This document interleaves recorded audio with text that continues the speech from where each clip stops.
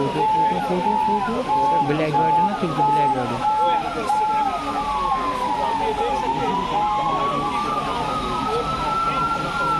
तो भाई क्या एक यूनिक गार्ड ना तो जींस स्कॉर्पियो है ना शाबाश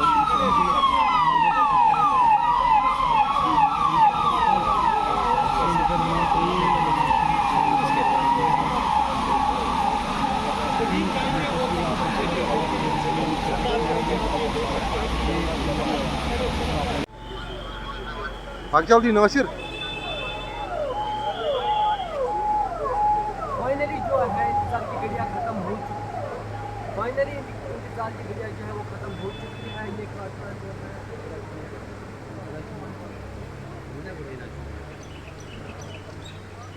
गृह मंत्री कश्मीर के 2 दिन दौरे पे है और सिक्योरिटी के कड़े इंतजाम किए गए, जगह जगह पर सुरक्षा बलों की तैनाती की गई है। और देखिए गृह मंत्री जो है यहाँ 2 दिन के दौरे पे है और ललित पैलेस में वो रुकेंगे और वहाँ पे काफ़ी सारी ललित पैलेस में जाएंगे और वहाँ पे काफ़ी सारी डेलीगेशन जो है वो पहुँच चुकी है। माजी डेलीगेशन की वो ना बहुत